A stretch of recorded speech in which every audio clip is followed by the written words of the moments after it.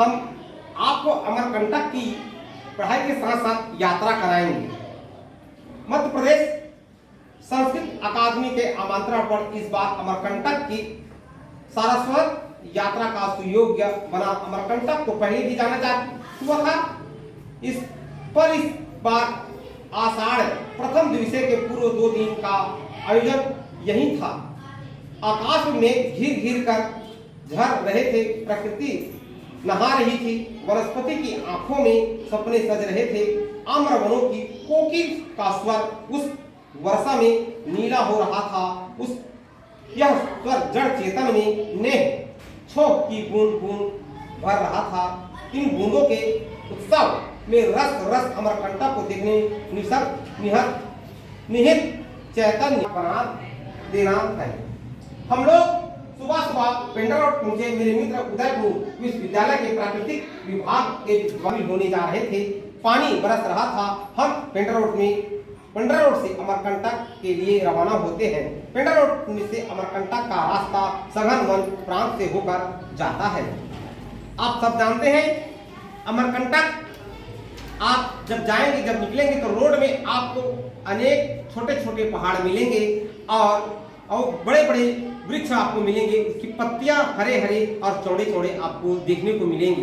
मन को मोह लेने वाला होता है आपकी यात्रा अमरकंटक की। भरा वनस्पतिक संस्कार से एक पर्वत अपनी आंचलता और विश्वास से समृद्ध है।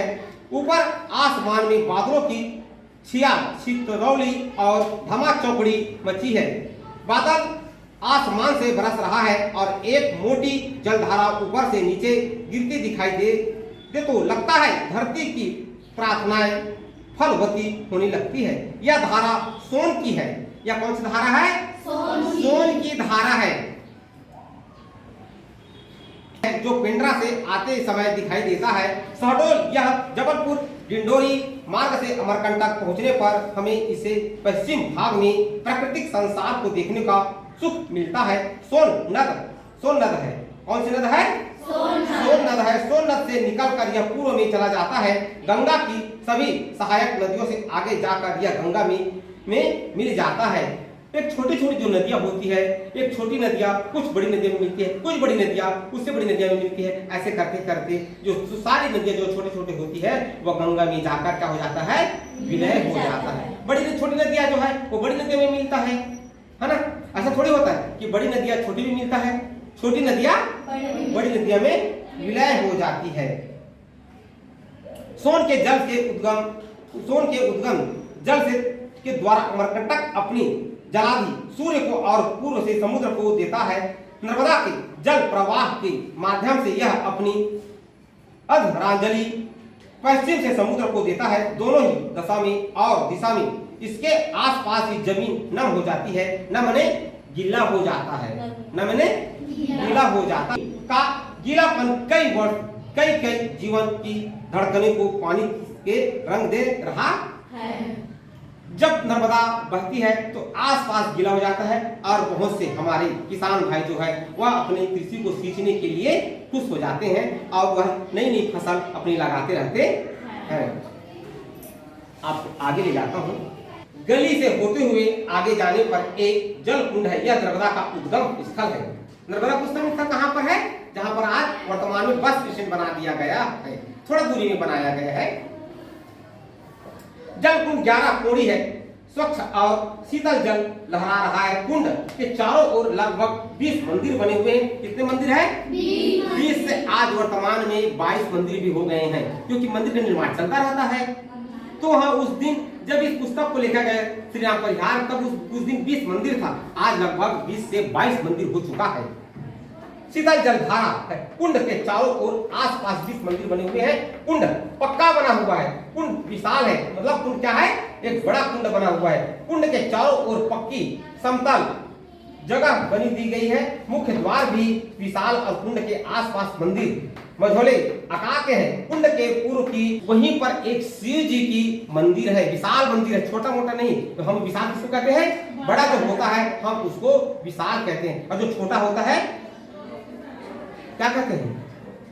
छोटा कहते हैं, जलगु कह देते हैं। और बड़ा होता है उसके क्या कहते हैं? एक विशाल भव्य मंदिर का निर्माण हुआ, ऐसा कहते हैं।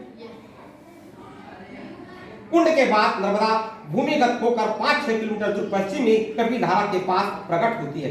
कुंड से जैसे जाते हैं, जो जमीन के अंदर से निकलता है और 5-6 किलोमीटर में जाकर फिर नर्मदा क्या होता है, उद्गम होता है। हम जिसको कपिलधारा के नाम से जाना जाता है और हम लोग कहते भी हैं। आप लोग भी इस बच्चे इतने बच्चों में से कोई न कोई बच्चा गया होगा अमरकंटक, और कपिलधारा को आपने देखा होगा कितनी गहराई से, मतलब ऊपर से गहराई क्या करता है, गिरता है ना। देखने में भी मन को मोहने लगता है और अच्छा लगता है। कोई कोई बच्चा तो ऐसा पानी को छूने का भी प्रयास करता है। नर्मदा कुंड की डुबकी लगाकर तन मन ताप समन करने का मुख्य उस पुण्य मिल जाता है। मंदिरों से पूर्वज अर्चना, आरती, वंदना वैसे ही है जैसा प्राय नर्मदा तट के अन्य मंदिरों में होता है। नर्मदा कुंड का जल और उसका सुखदायी स्वरूप इन स्थान को एक महानदी की नैसर्गिक और दिव्य जन्म की स्थली होने का गौरव देता है। यहाँ से रेवा आसमुद्र पश्चिम की ओर बढ़ती है। ये विरह दुख कहते हैं हम लोग। इसकी भाषा में, हमारी भाषा हिंदी भाषा में हम उसको विरह कह देते हैं, लेकिन ये दुख को लिए हुए पश्चिम की ओर निकल जाता है। उसकी गति से ताप है और स्वभाव से शीतलता है। शीतल मतलब सुख है। एक लोक कथा है सोड़ और नर्मदा की प्रणय कथा। यह कौन थी? नर्मदा की सखी थी। तब सब गड़बड़ कर दे। नर्मदा जुलिया को दूती बनाकर अपना प्रणय संदेश सोड़भद्र के पास भेजती है। जुलिया सोड़ के व्यक्तित्व पर मुग्ध हो जाती है। वह नर्मदा का रूप लेकर सोड़ का वर्णन कर लेती है। देखिए, नर्मदा की सखी कौन रहता है? जुलिया। और जुलिया को अपनी कुछ संदेश भेजती है। नर्मदा जुलिया के साथ में संदेश भेजती है। कुछ संदेश होता होगा उनकी आपसी। जुलिया जैसे ही सोड़ को देखती है, मंत्र मुक्त हो जाती है और उसे वर्ण कर लेती है। कौन? जुलिया। ध्यान रखेंगे, जुलिया सोड़ को वर्ण कर लेती है। यह बात नर्मदा को पता चलती है तो वह हमारे क्रोध के उल्टे पांव लौटकर पश्चिम की ओर वेग गति से होती हुई चल पड़ती है। चट्टानों को तोड़ती, पहाड़ों को किनारे करती, उछलती और उत्ताल तरंगों से करती हुई वह बहती चली जाती है। पीछे मुड़कर फिर नहीं देखती। उधर सोड़ को इस रहस्य का पता चल जाता है तो वह भी विरह संतप्त होकर अमरकंटक के उच्च शिखर से छलांग लगा देता है। बाद में इसको पता चलता है कि नर्मदा गुस्सा में है तो वो भी एक बड़ी पहाड़ उछाल मतलब छलांग लगा देता है। और लगाने के बाद वह भी तेज गति से बहने लगता है। तेज गति से बहने लगता, पूर्व की ओर विधुर मन को लिए वह निकलता है। बहता भी चला जाता है। कुछ दूर जाकर जुलिया उसे मना लेती है, उसमें मिल जाती है, उसमें समा जाती है। लेकिन नर्मदा और सोन दो प्रेमी दो विपरीत दिशाओं में बह निकलते हैं।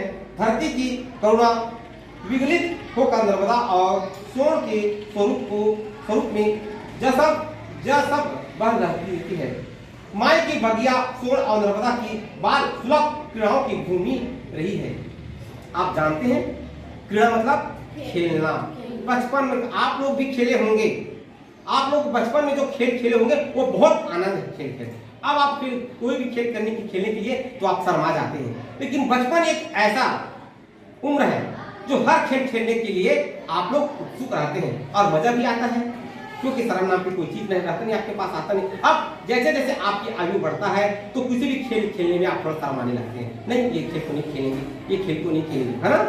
सही झूठ है? बचपन में हर खेल आप खेलने के लिए तैयार रहते हैं। किसी खेल के प्रति अब भावना ऐसा नहीं होता कि मैं इस खेल को नहीं खेलूंगी। हाथ पैर टूट जाए तो भी कोई बात नहीं, लेकिन आप हाथ पैर ना टूटे करके इस बात को याद रखते हैं। नहीं, हमारे हाथ पैर ना टूटे भैया, हम अब बड़े हो गए हैं, हंसेंगे कोई, ऐसा कर दिया बात भावना आपके मन में आ जाता है ना?